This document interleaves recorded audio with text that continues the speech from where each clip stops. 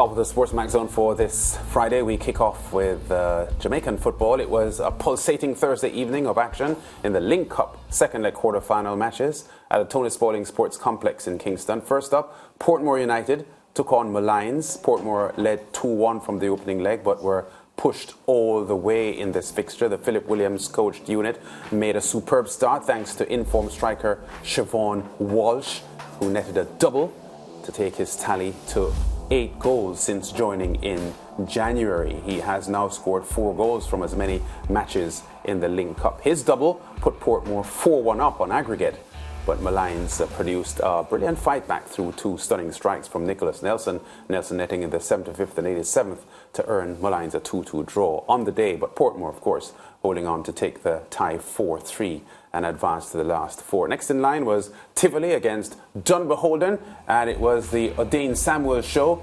The 27-year-old defender, who is playing for his 5th JPL club, scored his first 2 professional goals to bring Dunbeholden level on aggregate. The first was a thunderbolt, the second a finish any attacker would be proud of. That sent the game to penalties. Yeah.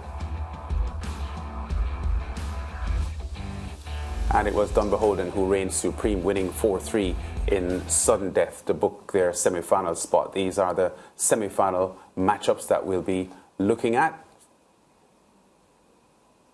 Yeah, there are the Harbourview taking on Portmore, and Dunbeholden will be up against Cavalier.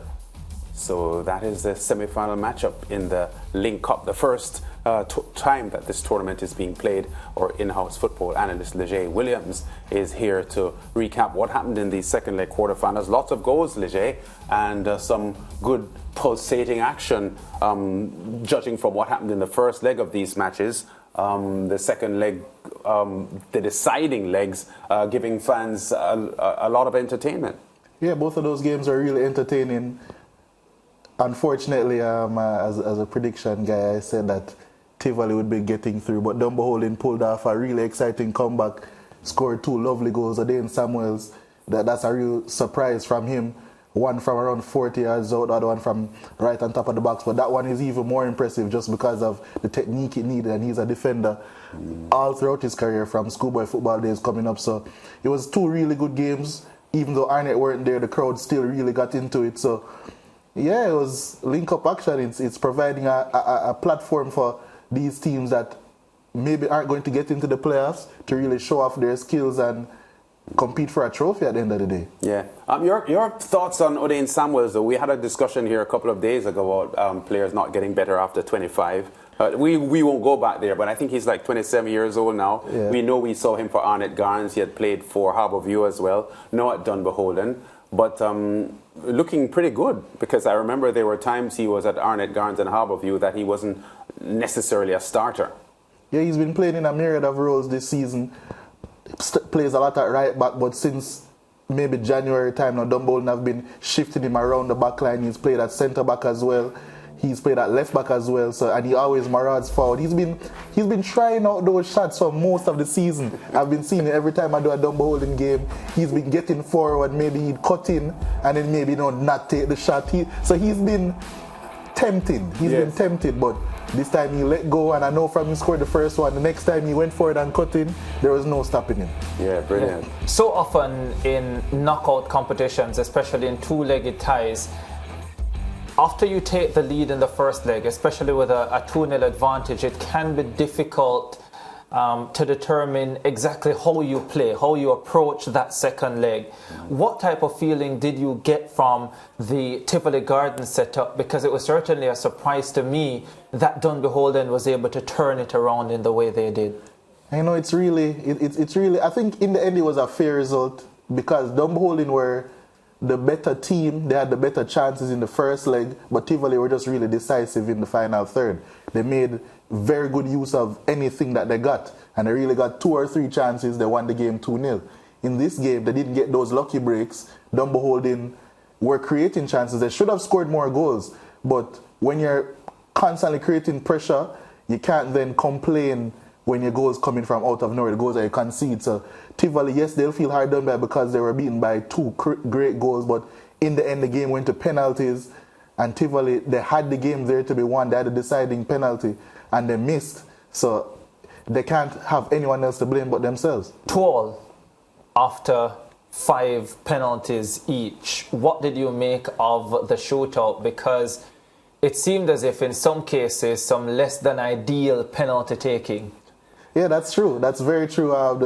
The penalties, especially someone reliable like Alton Lewis here, the very first penalty, I think this set the tone for the penalty shootout. Alton Lewis, a dead ball specialist all throughout his career in the JPL, now just slotting that one wide.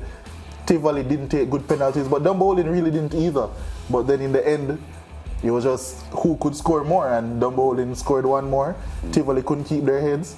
And here we go again, another defender missing, in this case, Christopher Matthews, someone who has been playing really well since getting into the team actually.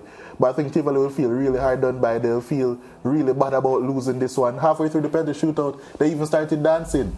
I don't think we're going to get those clips, but they were really confident when Dunbeholden started missing. But that's the beauty of cup football, penalty shootouts. But Dunbeholden won't feel as if this was an out of sync result, because in the 2 JPL matches they met so far in the season, they beat them 2-0 and 4-1. So they've scored 6 goals against them in 2 games, and pretty confident or solid victories over Tivoli. So I would think team against team that Dunbeholden may not have felt going into yesterday's game that a 2-0 advantage was difficult to overturn. Yeah, and they've been scoring a lot of goals against Tivoli. Dunbeholden generally have been scoring a lot of goals. So Dunbeholden, I know they would have felt confident. They played very confident for the most part. So I know that they felt that they were going to get into this game, get the win, and move on to the semi-finals. And Dunbeholden have proved, especially over the last season or this season, to do very well in those knockout style games. In the playoffs, they did really well to beat a Cavalier team that many people think that they weren't going to beat. They went to the final and they lost on penalties. So it's there for the taking for them. It's going to be really interesting in the semi-final, where they'll have a repeat of that JPL final of last year. Yeah, before we get to looking ahead to the semi-finals, that Portmore United quarter-final against Malines, another really exciting game. 2-2 at the end of it, after Portmore United had gone up by 2-0 in control, looked as if the tie was going to be over, and then Malines came back. Yeah, but those were 2 huge, when I say huge, I mean huge refereeing blunders. We saw the penalty given, that wasn't a penalty. Yeah. Nicholas Nelson sold that one, I would say, to the referee bought it with a lot of money. And then the cross came in. And have to be careful how you say those things, that he bought it with a lot of money. Yeah. It's just figuratively speaking. Yes. Okay. Just to be clear, I apologize on the behalf of the J. Figuratively speaking, of course, no corruption in Jamaican football. But in terms of Nicholas Nelson, then he went on to punch a ball in for the second Malines goal. Wow. So he was just really on his. He was on his conniving best, one might say. So he brought them back into the game with. He was in Maradona mode. Yeah, exactly. He was really on his game, one might say in that aspect. But yeah, he made it really hard for Portmore to defend it out towards the end. But Portmore were the better team over both legs. It should have been a comfortable, but football, cup football. So Lige, we spoke for several weeks now about Portmore's offense being enhanced with Lamar Walker and Alex Marshall in. But Siobhan Walsh is now as prolific as those 2 are. And that is clearly a very solid acquisition as well for Portmore. Yeah, it's proven to be a very solid acquisition, because not only he's a big guy, he's known to be someone who can hold up the ball really well, but as we can see for this goal here, he's now proving a threat in behind as well. Yes. Having the strength and the pace and the finishing ability to get beyond defenders as well. And he's scoring at multiple different types of goals. So I think with the added creativity behind him, Russell getting 2 assists today. Alex Marshall played a bit deeper in this game. He's a good creative player as well, getting an assist in the last game. Lamar Walker, we know, is a very good creative player. Alvinus Myers on the right hand side when he plays as well. Siegel Knight can put in a good ball as well. Rudolph Austin from deep. There's so many creative forces in that Portmore team. I think Siobhan Walsh going into the end of this season, not only in the Lynk Cup but in the JPL, can be a massive figure for Portmore United. Yeah. What have you made of the Lynk Cup? National knockout competition. We haven't consistently had a national knockout competition. and now that it's finally back, how would you assess this first season of it as we now look ahead to the semi-finals? You know, obviously it's not perfect. Nothing is perfect the first go around. But Lynk, I think, are doing a really good job of organizing and putting it on. Obviously the broadcasting is wonderful thing that is coming from SportsMax. But then I think the quality of games has been really improved just by the stakes of it. I think once it got to the semi-final, there's money to be won, 800,000 if you come in the fourth place even. So even if you lose, you're a winner. So there's a lot of stakes. Teams are playing like there's a lot of stakes. You have like a team like Tivoli. Yes, they didn't make it, but Tivoli have been dead in the water for so long in the JPL. They come to this and they bring a team like Dunbeholden, who I think most people can admit have been a better team than Tivoli for quite some time now, brought them all the way to penalties. So it's a magic of cup competitions, and it's a really good initiative, and I'm hopeful that Lynk Cup can go on for quite some time. Semi-finals coming up, Harbourview the favourites. It's been a while. When was the last time Harbourview failed to win a knockout contest? That's a very good question, you know. That's a very good question. And given, at first I was going to say Cavalier, because I think they finally got over their hoodoo of beating Mount Pleasant. I think they would have brought a lot of confidence, but of course we got word, not to give away too much from the next segment, we got word that they were losing two important players.